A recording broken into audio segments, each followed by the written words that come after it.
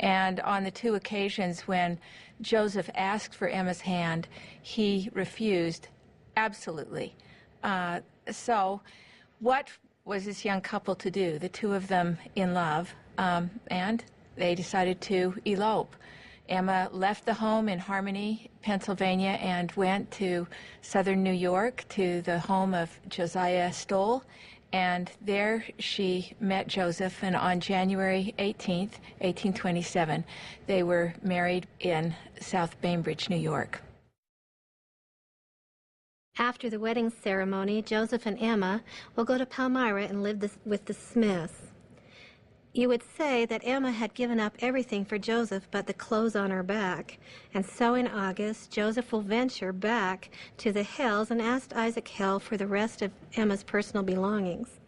Isaac's reply will be, "Joseph, you stole my daughter." But trying to reconcile things, Isaac will say, "If you'll quit looking through seer stones and talking about angels, I'll help you out." But as we know, angels and seer stones were much of Joseph's future. There were several other occasions in which Angel Moroni visited the prophet Joseph. For example, from the writings of Lucy Mack Smith, she describes an occasion in which her husband is very worried because Joseph is late coming home. When Joseph finally does arrive, Joseph indicates to his father that he has received a very severe chastisement. His father, very concerned as to who would be doing this, Joseph then indicates that while passing by the hill once more, he had seen the angel and was told that he needed to keep the commandments. I have had the severest chastisement that I have ever had in my life. The angel met me and said that I had not been engaged enough in the work of the Lord, that the time had now come for the record should be brought forth, and that I must be up and doing, that I must set myself about the things which God has commanded me to do. But Father, give yourself no uneasiness as to this reprimand, for I know what course I am to pursue, and all will be well.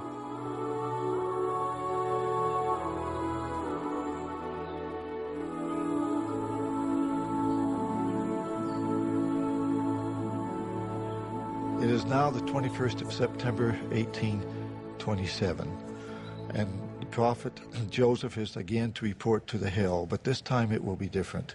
This time is to receive the plates. People in the neighborhood and other friends and family members are concerned and understanding that this might be the time. At the Smith home on this day, Josiah Stowe is visiting the family along with Joseph Knight Sr., who will be staying the night.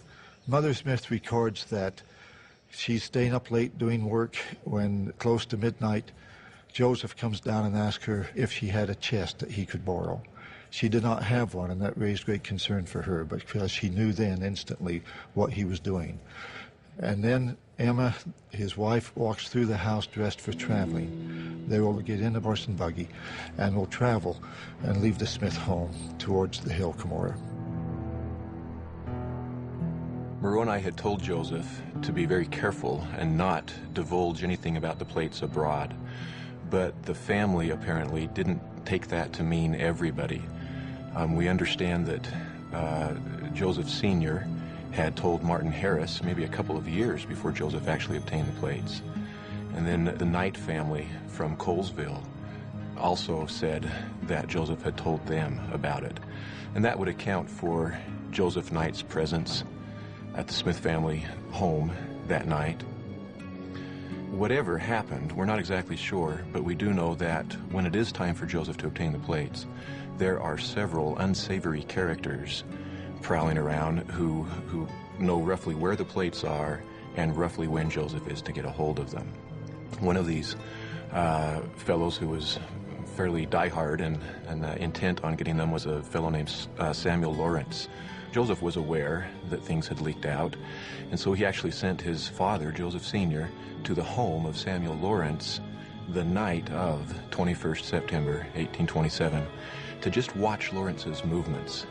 And Joseph told his father that if it looked like Lawrence was going to go to the hill, that Joseph's father was then to tell Lawrence that if Joseph Smith found him at the hill, he would thrash the stumps with him, meaning stay where you're supposed to stay.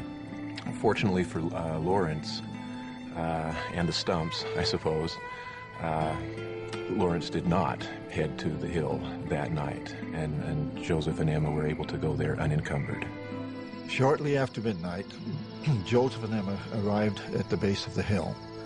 Joseph left Emma in the buggy while he traveled up the hill to the place where he used to meet the angel Moroni. The angel Moroni instructed him concerning the plates and what he was to do with them. Now you have got the record into your own hands, and you are but a man. Therefore you will have to be watchful and faithful to your trust, or you will be overpowered by wicked men, for they will lay every plan and scheme that is possible to get it away from you. And if you do not take heed continually, they will succeed. While it was in my hands, I could keep it, and no man had power to take it away. But now I give it up to you. Beware, and look well to your ways, and you shall have power to retain it until the time for it to be translated. The same heavenly messenger delivered them up to me with this charge, that I should be responsible for them, that if I should let them go carelessly or through any neglect of mine, I should be cut off, but that if I would use all my endeavors to preserve them until he, the messenger, should call for them, they should be protected. The protecting of the plates was not an easy thing for him to do. As he brought the plates down off the hill, it appears that he hid them in a log not far from the hill. Then Joseph went out and picked the plates out of the logs and brought them back into the Smith home. On his return back, he traveled the road for a space of time when he felt it was probably best for him to leave the road and go through the brush to return to his home. On his way, he came to a brush fall that was located there. As he climbed over a log, a man jumped out from behind the log and hit Joseph and tried to obtain the plates, but Joseph was able to fight him off. 2 other times, Joseph was attacked by men on his way back to the home.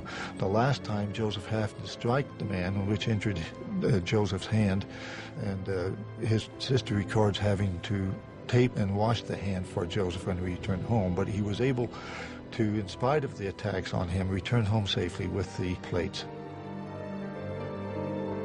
At least some of the characters who were trying to get the plates from Joseph at this time felt that they had a legitimate right to the plates.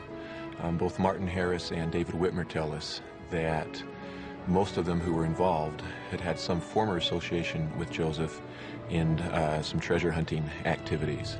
We do know that in October of 1825, Joseph had actually signed, along with 8 other people, a document called the Articles of Agreement. This was down when he was working for Josiah Stoll, looking for, theoretically, a lost Spanish silver mine down near Harmony, Pennsylvania. And they had signed this document saying that whatever they get, whatever is found, will be equally distributed among everybody who's involved. And it is possible that some of these people who were trying to get the plates from Joseph at this time had been somehow involved with that and had a document, where that they considered binding in whatever court, I don't know, but they considered it binding and wanted Joseph to share this treasure that he had found in the hill Cumorah. Over the next few months, other attempts were made by people to try to obtain the plates from Joseph. He was out of his home at one day when he returned back and asked if anybody had been inquiring concerning the plates, and he became anxious over that. With the help of a neighbor friend, they took the bricks out of the hearth and put the plates in the hearth of the fireplace and covered the bricks. Within